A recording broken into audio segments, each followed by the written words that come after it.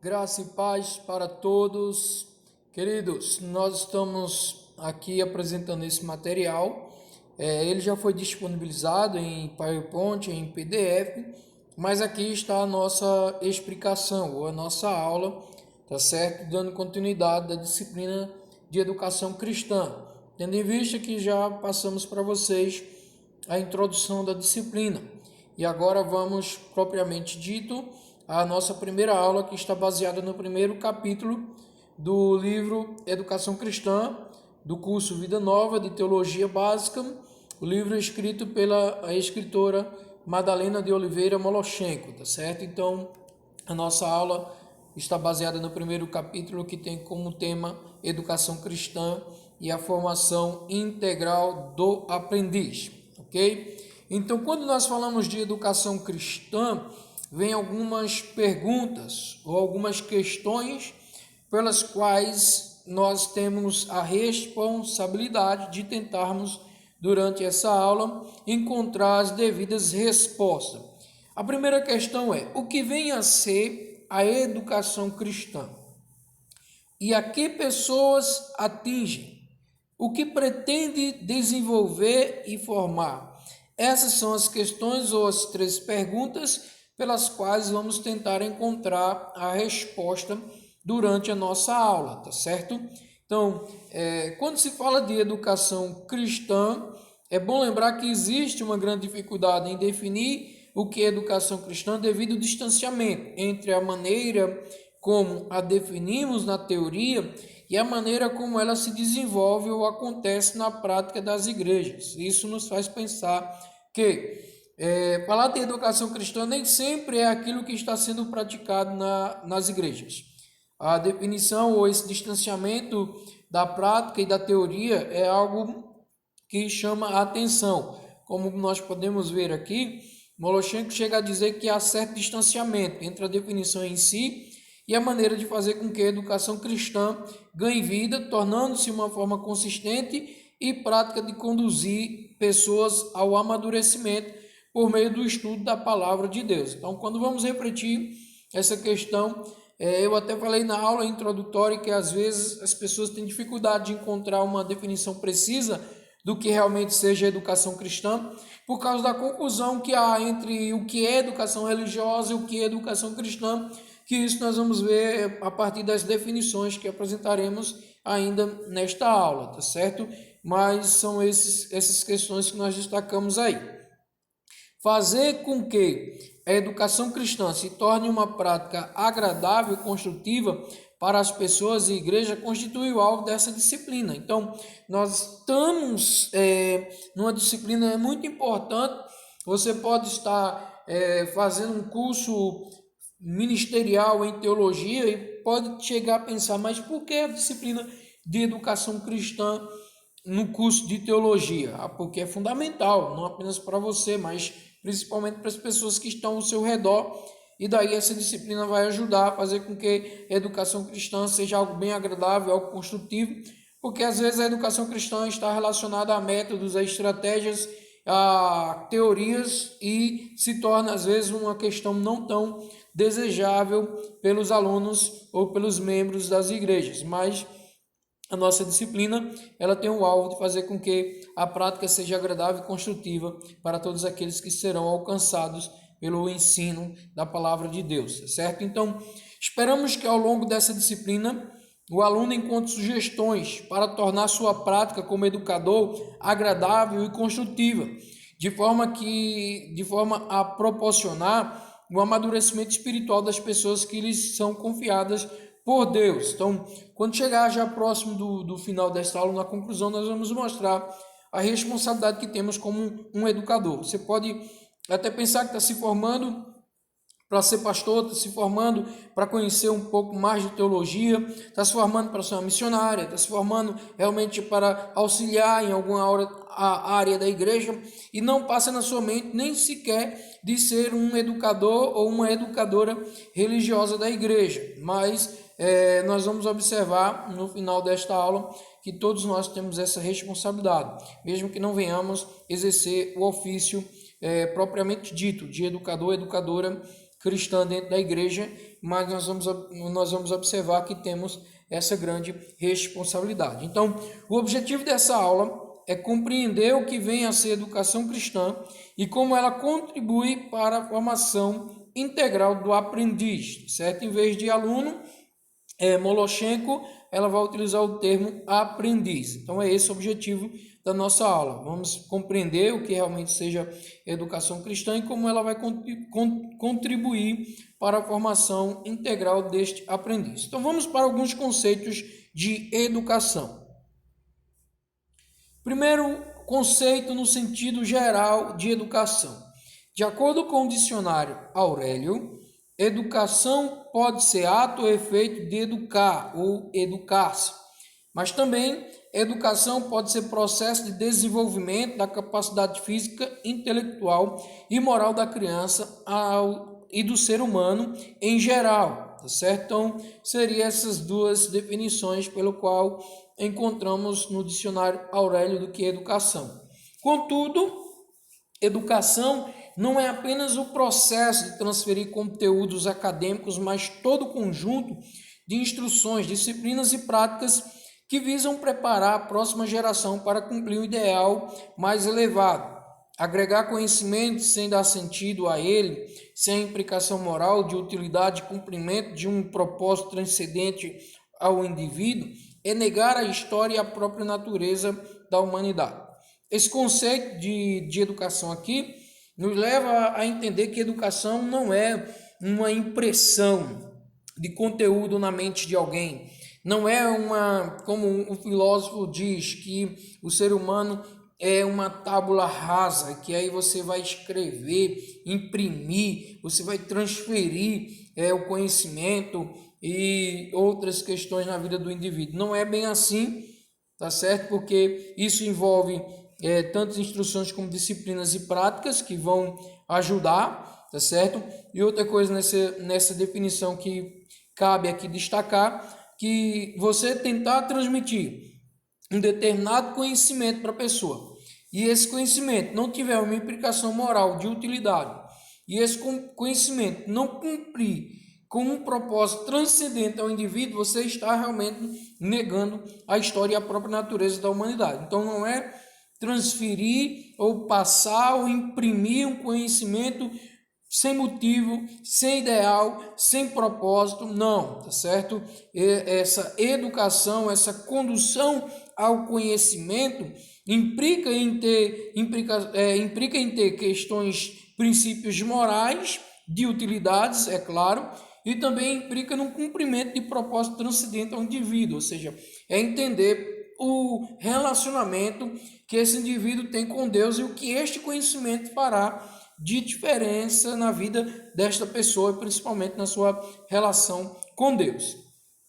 Existe também outra definição aqui de educar, que é a definição utilizada pelo dicionário cristão Webster, de 1828. Ele diz que educar é toda a série de instruções e disciplina com o seguinte objetivo, com 4 principais objetivos. Vamos lá. Primeiro objetivo: educar é iluminar o entendimento. Esse iluminar o entendimento dá a ideia de discernimento, é trazer à luz aquilo que está oculto, aquilo que está escondido. Então, de acordo com o dicionário cristão Webster, educar implica no objetivo de iluminar o entendimento. Segundo objetivo: corrigir o temperamento, ou seja, tem a finalidade de instruir, tem a finalidade de ponderar, lapidar, corrigir, ou seja, fazer com que tais pessoas com seus temperamentos diversos, ela através do educar possa corrigir o seu temperamento, e é claro, isso implica dizer também que corrigindo o temperamento estará corrigindo o comportamento do aprendiz ou do indivíduo.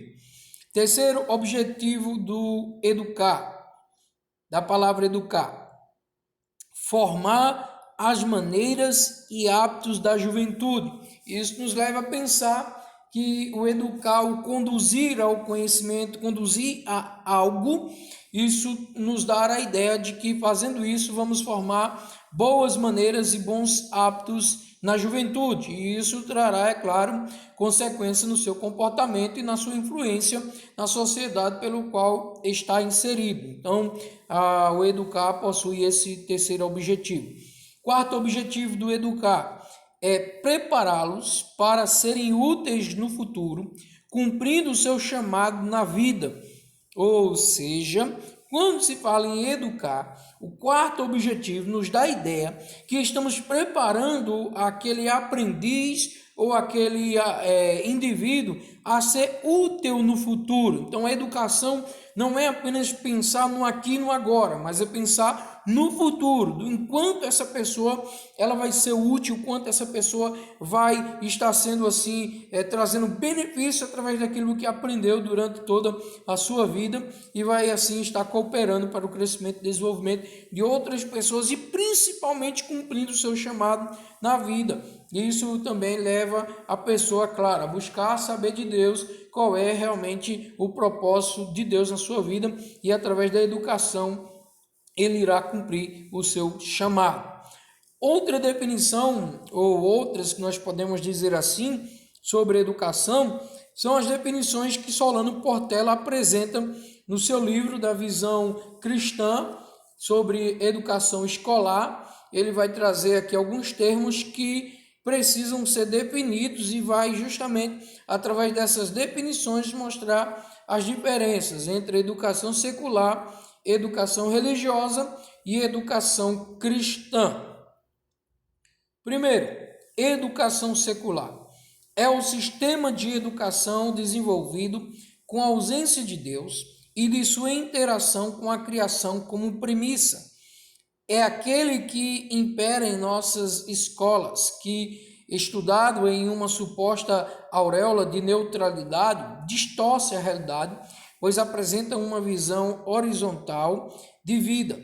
Nele falta o transcendente, falta o contexto de propósito e o relacionamento entre o Criador, a criação e as criaturas. Então, essa definição de educação secular, é essa que nós encontramos no nosso sistema educacional atual, tá certo? Que está aí revestido de uma suposta auréola de neutralidade, que se diz neutro quanto à questão de religiosidade, de religião, mas na verdade a gente percebe que tem distorcido cada vez mais essa visão de Deus, essa visão e o contexto do próprio relacionamento de Deus, e alguns mesmo se aproveitando disso para tentar pregar a inexistência de Deus, tá certo? Mas não existe nenhuma neutralidade. O que a gente percebe é que muitas das vezes essa educação secular ela tem se colocado contra o próprio Deus e tem realmente mostrado ou tentado provar a sua inexistência e também tentando mostrar que ele não criou todas as coisas. Então vem aí, em vez de uma doutrina do criacionismo, eles acreditam em outras teorias, tá certo? Que nós conhecemos muito bem. Educação religiosa. A instrução específica no campo cristão sobre as doutrinas da Bíblia, sobre o caminho e plano da salvação, sobre os objetivos maiores de vida de cada pessoa e suas responsabilidades para com o Criador de tudo e de todos. Educação religiosa seria o campo de atuação legítima da esfera da igreja e das diversas ferramentas empregadas por esta para atingir objetivos educacionais, como a escola dominical, aulas de doutrinas ou culto de doutrina, evangelismo e etc. Ocorre que essa área é muitas das vezes chamada de educação cristã, mas observamos que congressos de educação cristã tratam, em sua maioria, de preparar e equipar professores para a escola dominical. Também observamos que mestrados de educação cristã são, via de regra, oferecidos por seminários para preparar pessoas para a instrução religiosa. Nesse sentido, o termo mais adequado para essa esfera de ensino seria educação religiosa e não educação cristã. Por que Solano Portela faz isso? Ele justamente mostra aqui que há, em alguns momentos, uma confusão, uma troca de definições, aquilo que nós falamos na introdução. Às vezes, o conhecimento de uma definição teórica bem distante da definição prática do que seja realmente educação cristã na igreja. Então, as pessoas confundem muito educação cristã com educação religiosa. Nós observamos que, às vezes, as igrejas empregam mais essa educação religiosa com o intuito de empregar, na verdade, uma educação cristã, mas nós percebemos que há um distanciamento. Mas o que vem a ser educação cristã? De acordo com o Solano Portela, poderia ficar restrito à designação da instrução em todas as áreas de conhecimento que é ministrado sobre o reconhecimento do Deus Criador e daquilo que nos é revelado em sua palavra sobre seus atributos e nossas pessoas. Assim, ele é utilizado nos países de língua inglesa. Assim tem sido utilizado também em nossa terra, mas sempre correndo o risco de confusão com o termo educação religiosa, como nós falamos. Então, Solano Portela, ele acha melhor, e ele declara aqui nesse slide, que por esta razão temos migrado para a utilização do termo mais longo, mais claro e preciso, educação escolar cristã. Então, para Solano Portela, para que não haja essa confusão, essa mistura de conceitos de educação religiosa e educação cristã, se faz necessário usar o termo mais amplo, um termo mais claro, mais preciso, que é o termo educação escolar cristã. Já Madalena Moloshenko apresenta as seguintes definições: educação, no sentido geral, é um processo amplo e contínuo do ser humano que envolve não só o aspecto cognitivo, mas todo o ser e compreende o desenvolvimento da personalidade, sentimentos, percepções e relacionamento. Esse processo visa não só o crescimento individual, mas também coletivo, a fim de que o indivíduo possa interagir, relacionar-se e participar socialmente em benefício da comunidade a que pertence. Esse é o conceito geral do que é educação que Madalena Moloshenko apresenta, mas também ela traz o conceito de educação cristã. Tem como objetivos proporcionar o desenvolvimento do indivíduo como um todo e lhe oferecer condições de crescer em sua vida espiritual no conhecimento de Deus e das Escrituras. Esse crescimento leva em conta o ser humano em seus aspectos físicos, emocionais, espirituais e sociais. Nosso exemplo maior de desenvolvimento integral é o próprio Jesus, pois a Bíblia relata que ele crescia em sabedoria, em estatura e em graça diante de Deus e dos homens. Então, para Madalena Moloshenko, a educação cristã está ligada diretamente a esse desenvolvimento integral do ser humano, do aprendiz. Então, educação cristã não está ligada apenas com a questão intelectual ou até mesmo espiritual do indivíduo. Não, ela vai abranger todos os aspectos, aspecto físico, emocional, espiritual e social. E aí ela vai nos mostrar, no segundo ponto, justamente Jesus como modelo de desenvolvimento integral. Você pode acompanhar o texto de Lucas, capítulo 2, do versículo 40 até o versículo 52, narra muito bem daquele momento em que destaca como Jesus ele estava crescendo, narra o momento em que descem até Jerusalém, vão até o templo, e aquele momento em que Jesus estava ali com os mestres, com os doutores, narra também o seu retorno, mas nesse texto nós destacamos os dois versículos principais em que destaca como foi esse crescimento de Jesus. O versículo 40 nos diz: e o menino crescia e se fortalecia em espírito, cheio de sabedoria, e a graça de Deus estava sobre ele. Lucas capítulo 2, versículo 40. E também Lucas capítulo 2, versículo 52 nos diz: E crescia Jesus em sabedoria e em estatura e em graça para com Deus e os homens. Então, nós podemos observar que Jesus é este modelo de desenvolvimento integral. E Jesus se destaca dos demais meninos da sua época. Aquele evento que esse texto narra, o momento em que Jesus está ali no templo e responde aos mestres, aquele diálogo com os mestres, percebemos que realmente houve um crescimento, um desenvolvimento integral, que ali Jesus demonstra também o seu conhecimento da lei, demonstra como ele foi ensinado por José, foi ensinado realmente sobre a lei, sobre a Torá, e daí ele estava ali com os mestres, certo? Claro que nós sabemos que Jesus ele tem a sua natureza humana e a sua natureza divina, mas isso destaca Jesus dos demais meninos, porque realmente ele foi bem diferente. Mas o novo dicionário, ou o novo comentário da Bíblia, afirma que a natureza humana de Jesus era perfeita e completa em cada fase do seu desenvolvimento.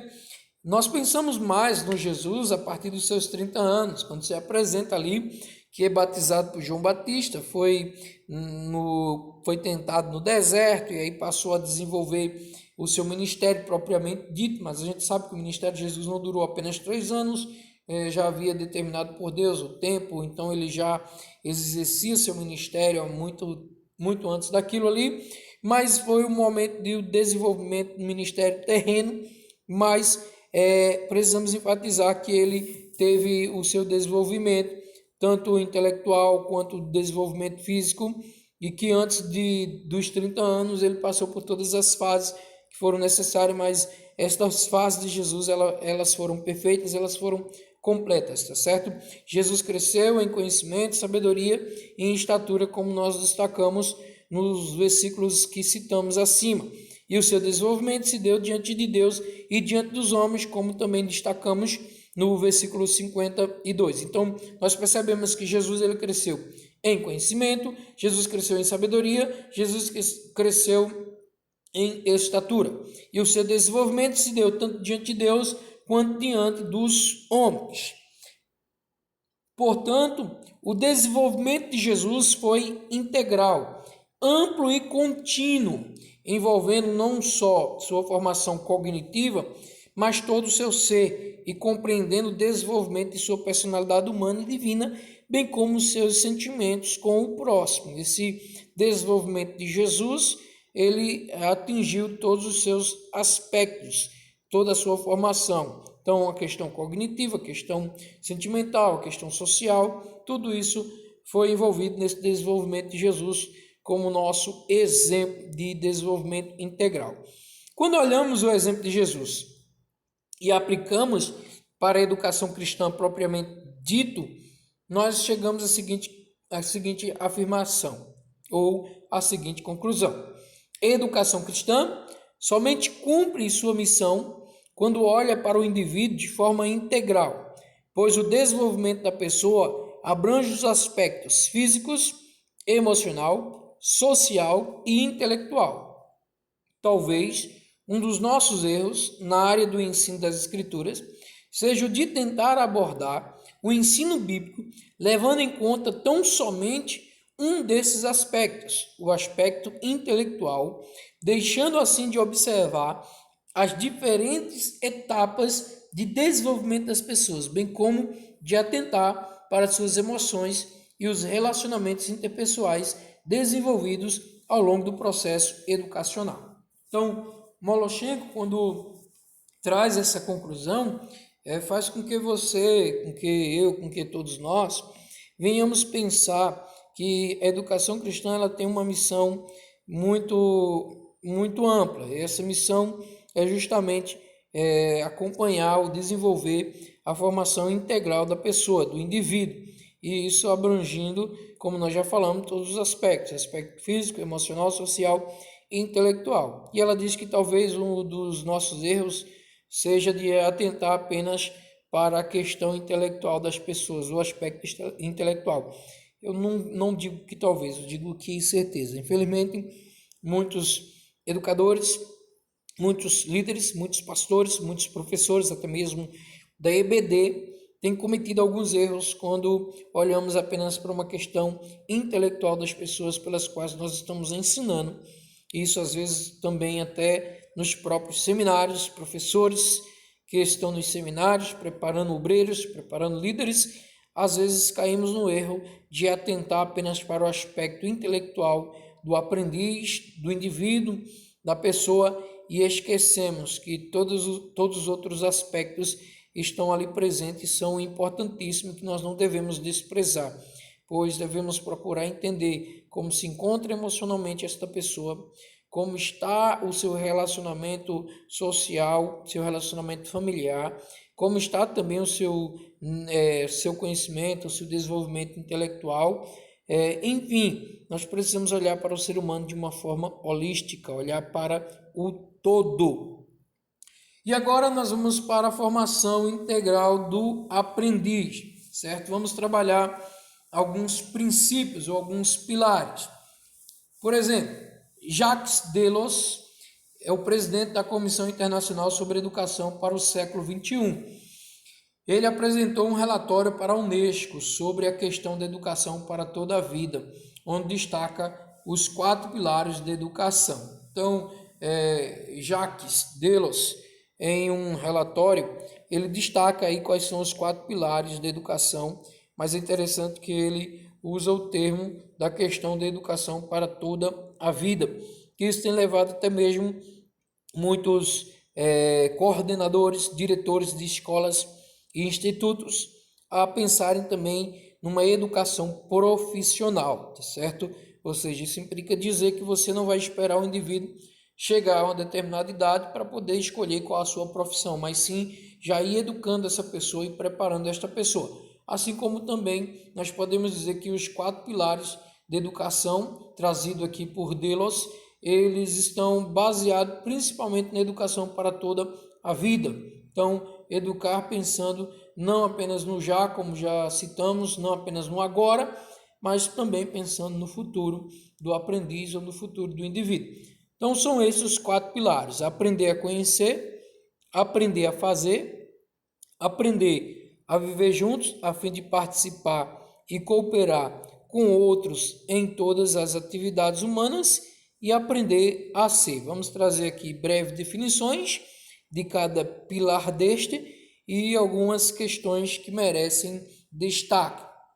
Primeira definição do primeiro pilar, ou a definição do primeiro pilar: aprender a conhecer. Esse aprender a conhecer refere-se não somente à aquisição de conhecimento, mas também à forma como o indivíduo lida com o conhecimento no desenvolvimento do seu cotidiano. Isso vale a pena destacar, que o conhecimento dos nossos dias ele é mediado pela mídia. Isso, claro, nós estamos vivenciando um cenário, um momento mundial, não apenas nacional, mas mundial, em que as pessoas têm feito uso da mídia, até mesmo pessoas que não tinham habilidade, pessoas que não viam a mídia com tanto valor, com tanta importância, hoje está pesquisando, cursos estão sendo oferecidos, workshop, palestras, tantas coisas estão sendo oferecidas aí online, utilizando as redes sociais, usando todas as mídias. Então, a gente percebe ainda mais nos dias de hoje que realmente o conhecimento dos nossos dias ele é mediado pela mídia. O conhecimento permite ao ser humano uma compreensão mais abrangente da realidade. Então, o conhecimento vai abrir a mente do aprendiz, abrir a mente do ser humano, abrir a mente do indivíduo a tal ponto de que ele vai abranger esta compreensão, ele vai conseguir enxergar melhor a realidade que está ao seu redor. Também o conhecimento, nós podemos dizer, que permite um olhar crítico sobre essa realidade, com a finalidade de com ela interagir de forma construtiva. Ou seja, esse aprender a conhecer ajudará o indivíduo a analisar tudo aquilo que está ao seu redor, a olhar de uma forma crítica, não no sentido de se tornar um empecilho para o crescimento e desenvolvimento, pelo contrário, terá um olhar crítico com o objetivo de interagir, com o objetivo de construir, com o objetivo de cooperar na construção desse conhecimento e desse desenvolvimento do indivíduo. O conhecimento dos princípios cristãos que nós encontramos nas histórias, parábolas e poesias da Bíblia, desenvolvidos através do processo de educação cristã, tem como base os ensinos bíblicos, visando o crescimento espiritual das pessoas e o fortalecimento na fé. Ou seja, aqui nós estamos falando de uma aplicação do aprender a conhecer para a educação cristã. Entretanto, se esse conhecimento não estiver aliado à nossa vivência cotidiana, pouco pode acrescentar. Ou seja, não adianta um conhecimento que vai ficar apenas na teoria. Não adianta um conhecimento que vai ficar apenas como uma aquisição de um conteúdo. Não. Tem que ser um conhecimento que esteja aliado a essa vivência cotidiana, pois trará ou levará o indivíduo a desenvolver a sabedoria, a inteligência e principalmente a praticar tudo aquilo que está aprendendo, pois é o seu cotidiano, é a sua vivência, é a sua experiência, tá certo? Esse conhecimento está diretamente ligado ao segundo pilar da educação, o aprender a fazer. Portanto, faz-se necessário formar no indivíduo não somente a capacidade de conhecer, mas também de fazer, ou seja, mostrar-lhe como se apropriar desse conhecimento e desenvolver competências para o seu viver diário. Então, o aprender a conhecer nos leva ao segundo pilar, que é aprender a fazer. Aprender a fazer refere-se à forma como o indivíduo lida com as informações, com o conhecimento adquirido. A partir disso, passa não apenas a executar tarefas, mas a desenvolver uma competência ligada a essa tarefa. Então, aprender a conhecer nos leva a aprender a fazer, ou aprender a colocar em prática tudo aquilo que já estamos aprendendo. Isso nos leva às seguintes questões, ou a destacar algumas questões logo após falarmos dessa definição do segundo pilar, que é aprender a fazer. Os aprendizes devem evoluir e não podem mais ser considerados como simples transmissão das práticas mais ou menos rotineiras, Ou, desculpa aí, na verdade, Jacques Delors está querendo dizer que as aprendizagens, na verdade, devem evoluir e não podem mais ser consideradas como simples transmissão de práticas mais ou menos rotineiras. É aquilo que nós falamos, não é uma questão do aluno ser uma tábula rasa e vamos apenas ali trazer ou transmitir ou imprimir um certo conhecimento e pronto, como que fosse algo simples, algo muito rotineiro, algo que não tenha tanto valor. Não é bem assim. Como entender esses conceitos quando falamos de princípios bíblicos? Isso nos leva a entender que a educação cristã, ao se preocupar em ajudar o aprendiz a colocar em prática os princípios bíblicos, está contribuindo para que desenvolva a capacidade de se comunicar bem, com clareza, procurando soluções como cristão e cidadão. Ou seja, aprender a fazer vai ajudar o cristão a colocar em prática todos os princípios bíblicos. Fazendo isso, ele estará contribuindo e desenvolvendo, ou contribuindo e desenvolvendo a capacidade de comunicar-se bem, com clareza. Fazendo isso, qual é o resultado? Soluções como cristão e soluções como cidadão. Ou seja, a cooperação do cristão também termina sendo uma cooperação para toda a comunidade, para todos aqueles que estão ao seu redor, porque verdadeiramente ele sabe o que é aprender a conhecer e sabe o que é aprender a fazer. Além disso, ajuda a desenvolver a capacidade de trabalhar com os demais na construção de ideias em prol do bem comum, dentro e fora das igrejas ou comunidades.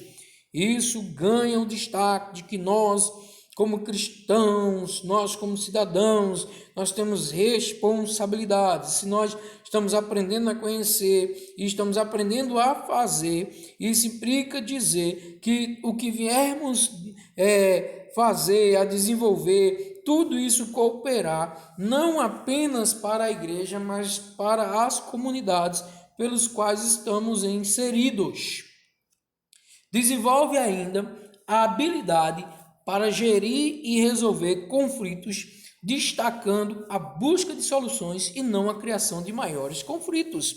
Ou seja, o cristão, o aprendiz, o indivíduo, quando ele aprende a fazer, em vez de estar se metendo em brigas, em confusões, em conflitos, ele estará desenvolvendo capacidade de trabalhar com ideias que tragam soluções. Ele estará também desenvolvendo habilidades para gerir e resolver conflitos, tá certo? E buscando ainda mais essas soluções e não criando mais conflitos ainda, né? Então, infelizmente, nós sabemos que tem muitos cristãos aí que, em vez de trazer soluções, trazem mais conflitos, mais brigas, mais desastres. Então, precisamos voltar mais para a educação cristã.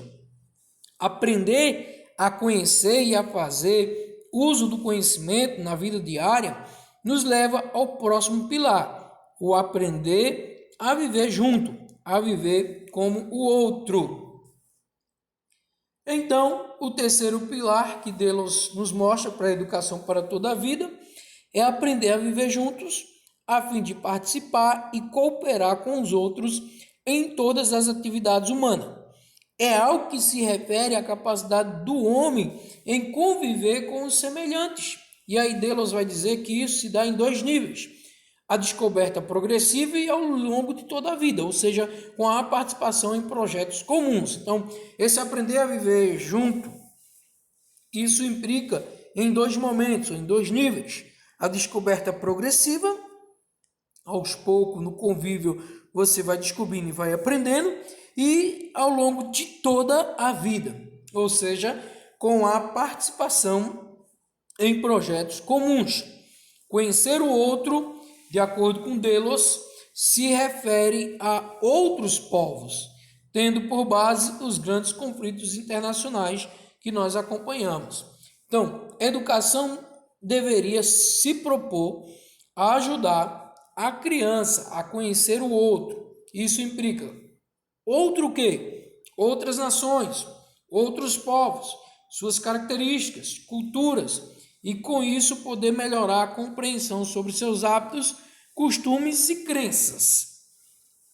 O engajamento em projetos de cooperação, o desenvolvimento da vida desportiva e desportiva e cultural, na verdade, as atividades sociais, tudo isso ajuda o indivíduo a pensar no coletivo, a desenvolver capacidade de trabalhar em conjunto, de resolver conflitos. Isso é importante nesse terceiro princípio. A educação cristã, ela disponibiliza um universo repleto de oportunidades de convivência mútua quando propicia o desenvolvimento de projetos que visem o aprimoramento do corpo de Cristo e o crescimento cristão, bem como projetos missionários, culturais, sociais e tantos outros. Então, quando falamos em conviver junto, que trará essa aprendizagem, nessa mutualidade, nesse crescimento, nós mostramos que a educação cristã, ela nos proporciona isso sim.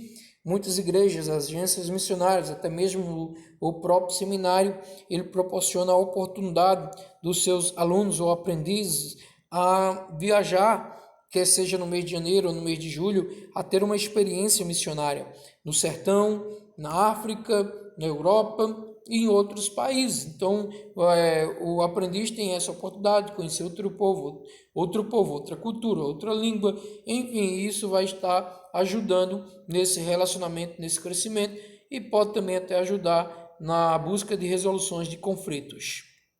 O quarto pilar que Delos apresenta é aprender a ser. E o que é isto? É um conceito que se refere à capacidade do indivíduo de criar um pensamento autônomo e ser capaz de tomar decisões na vida, dirigido por valores próprios e de maneira crítica. Então, por exemplo, as artes, a música, os esportes, e a cultura se tornam fortes aliados para o desenvolvimento do indivíduo. Tudo isso coopera, principalmente quando falamos do ser, com todos os seus aspectos. Em sua compreensão do conceito de ser, a educação cristã leva em conta todas as prerrogativas e amplia ainda mais esse conceito. Deus, o doador da vida, cria um homem de forma perfeita, como está escrito no Salmo 139, para que este homem possa se expressar livre e criativamente como um ser. Então, o Salmo 139 nos mostra como Deus criou este homem, como ele deseja que este homem seja livre e seja um ser criativo, tá bom? Podemos também destacar aqui no Aprender a Ser que há contribuições importantíssimas, tanto dos pais quanto da psicologia, em relação a esse desenvolvimento da pessoa, principalmente esse desenvolvimento integral. Os pais vão estar ajudando na questão da confiança, da segurança, nesse relacionamento. Já a psicologia vai estar ajudando principalmente no conhecimento de si e no conhecimento do outro, nas suas relações sociais, envolvendo as suas questões psicológicas e emocionais. Então, existem muitas contribuições, tanto dos pais quanto da psicologia, neste desenvolvimento e principalmente nessa questão do quarto pilar, o aprender a ser. A educação cristã coopera para o desenvolvimento do ser como um todo desde a sua infância, criando oportunidades para que expresse suas emoções, o belo, sua imaginação, sua arte, seu próprio corpo, valorizando assim o indivíduo. Também é uma forte aliada da família, pois orienta os pais na criação de seus filhos, procurando incutir-lhes uma boa compreensão de si mesmo. E aí nós vamos partir agora para a cooperação de Hegel, um educador cristão, estudioso na área, um grande escritor. Ele vai trazer algumas contribuições para a compreensão, principalmente desse quarto pilar. Então, segundo Hegel, grande parte do ideal de formação integral se baseia nos programas ou modelos de educação. Então, sua proposta é de desenvolver cada uma dessas ênfases, interligando de tal forma a se obter a formação integral do aprendiz. Ou seja, Hegel fala que todo o sistema educacional ele está baseado em algum modelo de educação e cada modelo tem um enfoque, tem uma ênfase específica. Então, Hegel ele vai trabalhar ou desenvolver cada ênfase dessa e vai ligar essas ênfases de tal forma a obter essa formação integral do aprendiz. Com esse propósito, Hegel criou um conceito que está diretamente ligado com o documento de Delos, ou seja, o documento de Delos fala dos 4 pilares da educação. Hegel vai ampliar, na verdade, pois coloca o homem como um ser que se relaciona com o seu Criador, o que promove o desenvolvimento da compreensão da transcendência de Deus, mas ao mesmo tempo está engajado no mundo dos relacionamentos humanos, o que promove o desenvolvimento da capacidade da coexistência com os seus semelhantes. Ou seja, enquanto Delos apresentou aqueles 4 pilares da educação para toda a vida, Hegel vai ampliar ainda mais aqueles pilares, vai mostrar a ênfase de cada modelo, mas também vai trazer justamente essa relação de Deus com a sua criatura, esse desenvolvimento da sua capacidade de coexistência com os seus semelhantes, que estará realmente ajudando. Então, ele vai recorrer a 5 categorias dos verbos de ação nas suas definições, como saber, e aí também nos leva a pensar em refletir, conviver, fazer, ser e sentir. Então, através dessas 5 categorias dos verbos de ação, dessa forma, podemos dizer que a educação cristã, preocupada com a formação integral, poderá concentrar seus esforços em atender o aprendiz de forma a oferecer não somente uma educação baseada em conteúdos ou práticas eclesiais, ou exclusivamente reflexivas ou voltadas tão somente para a expressão das emoções. Pelo contrário, antes de tudo, a educação cristã buscará estabelecer um programa educacional calcado em objetivos claros e que tenda às mais diversas demandas de formação. Então, não é apenas uma questão de baseado no conteúdo, na prática eclesial, numa questão de reflexão, mas sim vai envolver ou estabelecer um programa que esteja realmente calcado com os objetivos claros, objetivos pelos quais tal formação que está sendo oferecida, ela exige, certo? E aí vem as seguintes perguntas. De que forma estamos preparando nossas crianças e adolescentes para o mundo do século XXI? Estamos ajudando-os a desenvolver as competências necessárias para lidar com a diversidade, com a gestão de problemas, com a avalanche de informações que é despejada sobre eles diariamente? Será que a educação realmente, educação cristã, ela está sendo praticada de tal forma que prepare as pessoas, prepare as crianças, os adolescentes, os jovens a lidarem com as questões de hoje?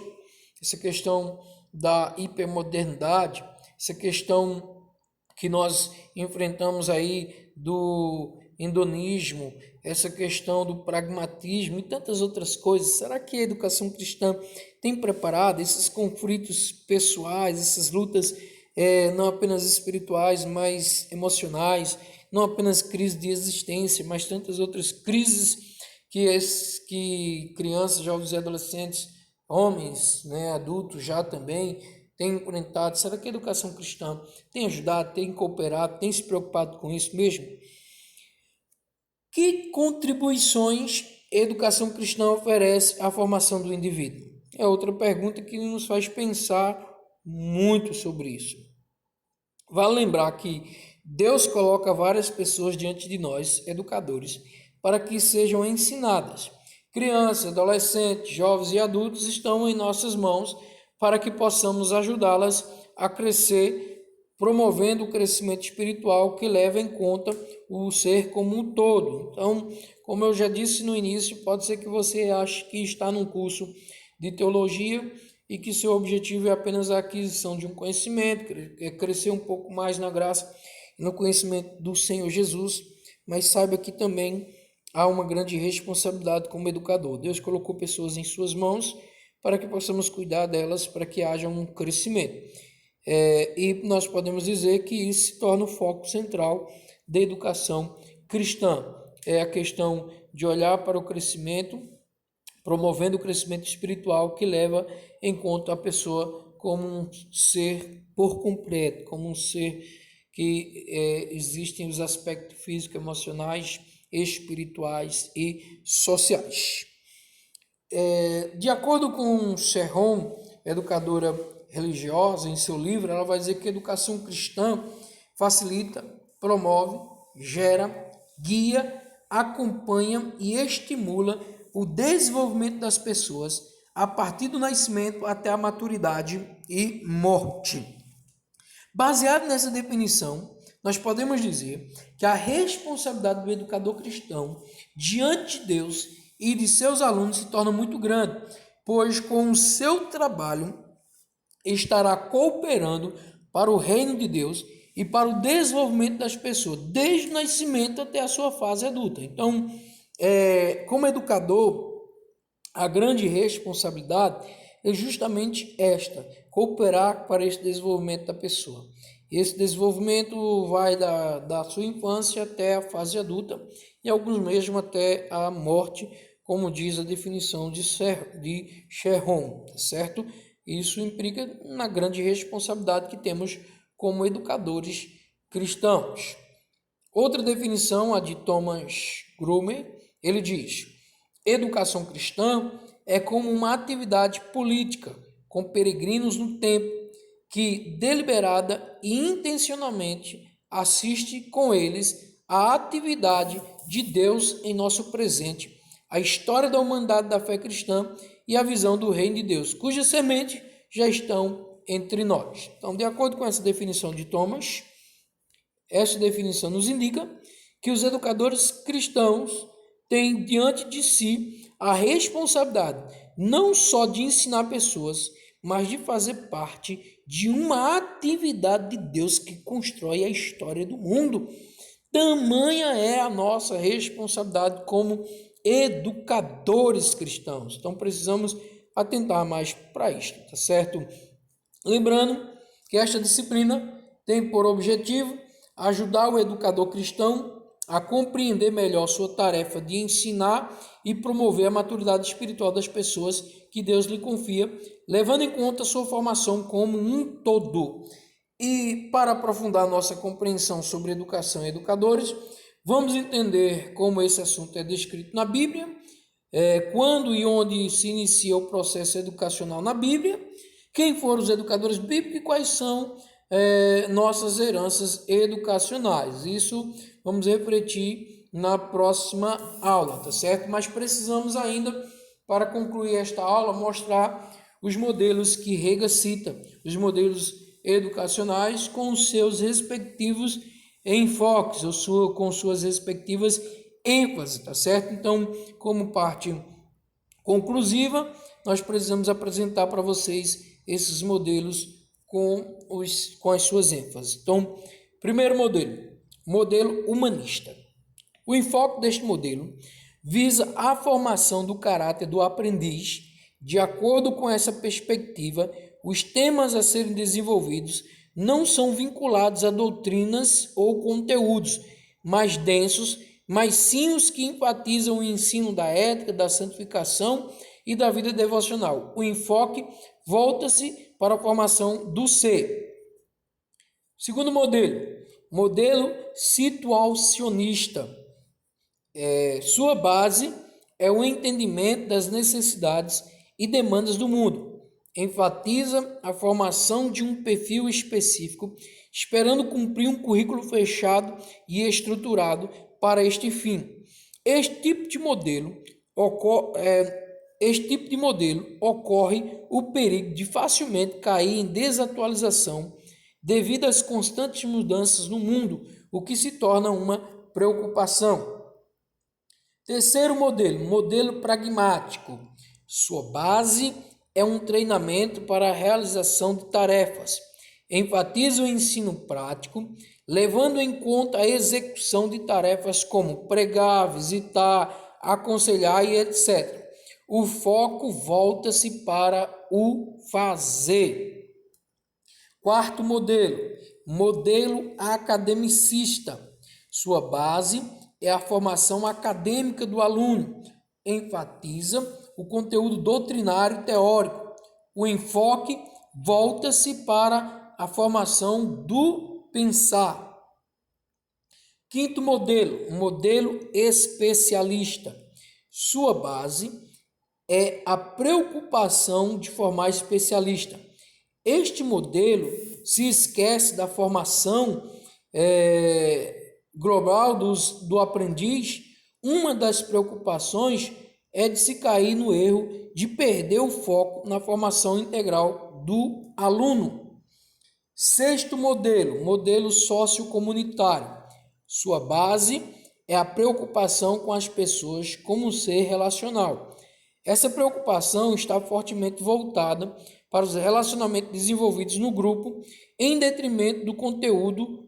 O enfoque volta-se para o conviver. Sétimo modelo é o modelo afetivo. Sua base é a importância que se dá ao mundo afetivo do aluno. Sua preocupação está voltada para a adaptação do processo à realidade afetiva do aluno. O enfoque volta-se para o sentir. Então, são esses 7 modelos que Hegel fala, são modelos educacionais em que cada instituição faz uso de um modelo desse e traz o seu enfoque específico.